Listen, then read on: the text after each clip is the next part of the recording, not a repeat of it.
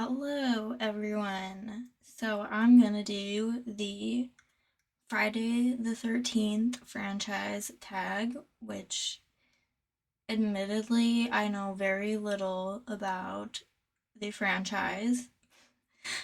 I'm not good with slasher movie franchises. I really like Halloween because I think it's ridiculous and funny, and Scream because it was the 90s and the early 2000s. I haven't seen the new ones, but anyways, it was created by Matt Wall, and I was tagged by my good friend Edie Lewis. So let's jump in because I can never shut up. And there are 13 parts. I like how it's laid out in parts like that for a slasher movie. That's great. Okay, part one, a book where the mother is the villain. At first, I could only think of Flowers in the Attic, but I thought of another one.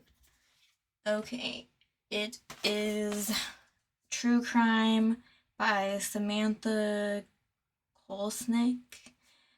Okay, so you could say that all three main characters in this are the villain, but the original villain in the beginning is the mother. No spoilers because it is the beginning of the book. So I feel like it works for this question. Um, and it. Never mind, I'm not gonna say that. That's a spoiler. I'm not gonna say that. But yeah, I mean, she's really abusive to her children, really disgusting person. So yeah, she's the original villain in this book. Part two, a book in the backwoods. So, I just talked about this book in the King of Horror Stephen King tag, but it is The Girl Who Loved Tom Gordon. Oh, I need to get that sticker off there somehow. Um, that looks so bad. But yeah, and it's about a little girl getting lost in the woods. And terrifying things happen. So I picked this book. Really underrated. If you haven't read this Stephen King one, definitely jump on this one. Part three is a book with a masked character, and I thought of the Phantom of the Opera, and I do like the opera that is based off of this, the stage play, and like some of the films more than the book, admittedly, but the book is fine. And yeah, I'm sure everybody knows this is about a man who haunts an opera house. Is he a man? I don't know. Maybe he's a ghost. Maybe he's a phantom. Part four, a book that has the best final chapter. I think I will always go with The Monk. Now, this book, it is really hard for people to get through. Like, I'd say the first third of the book, I'd say that about a lot of classics, honestly. There are a lot of classics, like the setup of what's going on, I think, in the beginnings of a lot of classics is hard to get through, but if you can get through that in this one, the payoff is totally worth it. And yeah, the ending is amazing and brutal, and I just absolutely love the ending of this book. Best ending ever. Yeah. Oh my god, why do I publicly embarrass myself? I don't know. Part 5, a series book that changes its protagonist from the first book. So I went ahead with fantasy on this one and I chose Wheel of Time. This series has 15 books in the series, and I'm pretty sure it has the largest cast of characters that I've ever read in a fantasy series. Yes, more than A Song of Ice and Fire, Game of Thrones. Yeah, there are a ton of characters in here, and yeah, I have tabs on this one because I thought I was gonna like read along the whole series with the television show adaptation, and I hated the adaptation, and it kind of spoiled the reading experience for me. I know I'll read it again someday, but I read the prequel and the first two books. But yeah, this has a ginormous cast of characters. If you want to dive into a ginormous fantasy world with a ton of characters in a series that is 15 books long, it's a commitment. It's very good. If you love fantasy, it's worth it, but it's very long. Part 6, a book with someone or something resurrected from death. So I went with Frankenstein for this one. I'm sure everyone on BookTube knows that Frankenstein is not the monster. Dr. Frankenstein is the one who um, creates the monster and resurrects him from the dead to create life and play God, and things go horribly wrong. So, yeah, Frankenstein by Mary Shelley. Very good book if you haven't read it. A lot of people like to liken this to Dracula for some reason. So I will say that I like Dracula more than I like Frankenstein. Just throwing that out there. And if you've read both, I'm curious. Which one do you like better? Just curious. Part 7, a book with a character with telekinesis. Yeah, like a lot of people, I can think of anything except Carrie by Stephen King. If you answered something else, please let me know, because I don't know of any other books except Carrie. I would love to know more though. Part 8, a book that takes place in New York. It's Breakfast at Tiffany's by Truman Capote. So very, very different from the movie that we've probably all seen. This is not a romance at all. What else can I say? It's a little bit messed up. Um, if you like messed up stuff, then maybe you should pick it up. Yeah. Part 9, a book that takes place in hell or has something to do with the occult. So, I was originally going to go with Rosemary's Baby because that's what I always think of. But I was like, I talk about that all the time, and what I don't talk about, like, ever, is Paradise Lost by Milton.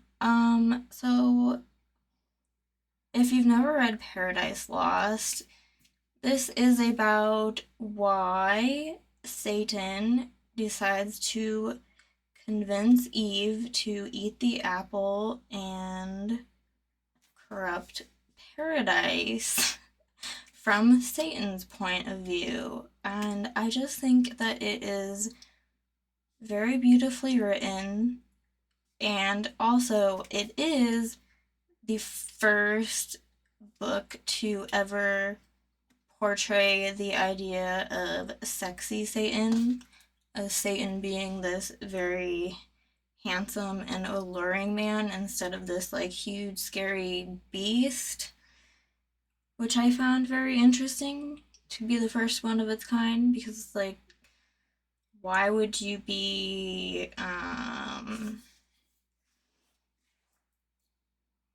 seduced into temptation by like a scary monster, like instead of a beautiful creature? Yeah, but anyways, that's Paradise Lost.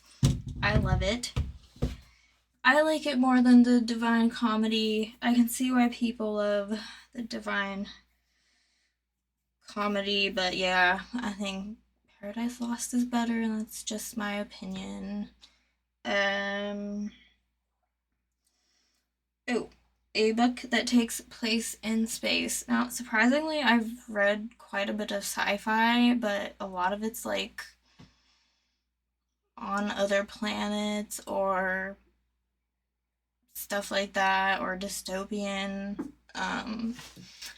But yeah, there is Children of Time, which some of it takes place in space, hovering around this planet. Um, Really good sci-fi. I need to read the whole series, but this is about a humanity. Earth is becoming uninhabitable, so humanity has found another planet to live on. Um, and it's interesting because it takes place over thousands of years. But wait, I think Earth is becoming uninhabitable. I don't remember if it has or hasn't. It's been a while, okay? And yeah, you follow different groups of humanity, and you follow other beings on this planet who are becoming intelligent. It's a very interesting story. It looks really thick, but it's like 600 pages. Isn't it funny how some books look thicker than they are, and some books, like I have some books that are like 800 pages and they look like they're 500 pages? I'm just saying. Okay, part 11. A book that has characters from different franchises or a mashup. I couldn't think of anything for this. I thought like maybe I had some comics or something that did this. I could not think of anything. Um, a book that is a retelling. So I have Tolkien's version or rewrite or however you want to say it of Sir Gawain, and the Green Knight. So yeah, this is an Arthurian legend retold by Tolkien. I have not read this version because I had to read this 3 different times when I was getting my degree, and I didn't feel like rereading it. When I bought the box set that this came in, it came with like the Silmarillion and some short stories and stuff like that, and I was like, nope. So now it's been quite a few years, and I don't remember the story very well. Minus like the Green Knight coming and challenging someone to cut off his head, and Sir Gawain does that, and then has to go on a journey to find the Green Knight. But I don't remember what the purpose is. Like I know there's a higher purpose, but I don't remember what it is. So anyways, here is a retelling. And finally, part 13, a book that you found in a thrift or antique shop. So I have a lot of those. I buy a lot of books used over the years. So yeah, I just have a pile of some of my favorites. Some are like, they're my favorites in different ways, but some just because of the covers, some just for different reasons. But I was talking about this one with Edie. It's I Know What You Did Last Summer. So different from the movie, but I just love like how retro this looks. This has another story in it too. It's pretty, like, the actual book is pretty short.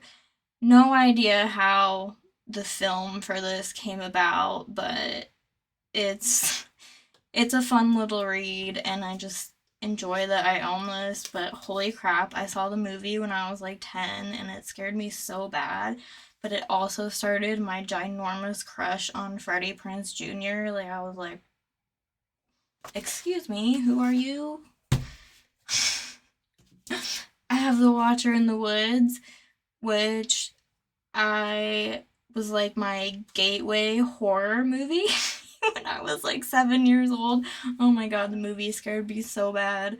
But I love that I have a copy of the book, and I think it's actually a really enjoyable read if you ever find this anywhere. Yeah, it's fun.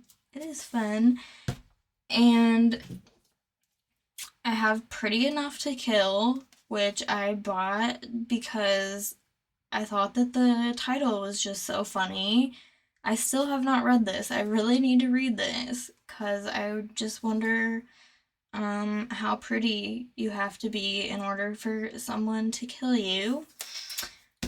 And then this one, I just like the cover a lot. Blue Sunshine. I just really love that cover. And then, yeah, Communion. I had an interesting, fun time reading Communion by Whitley Strieber. However, I didn't say the author on any of those. I'm so sorry. But yeah, that is the Friday the 13th franchise tag. Thank you for tagging me, Edie. I'm sure everyone's been tagged at this point, so I'm not going to tag anyone. If you see this and you want to do it though, you are tagged. Thank you so much for watching.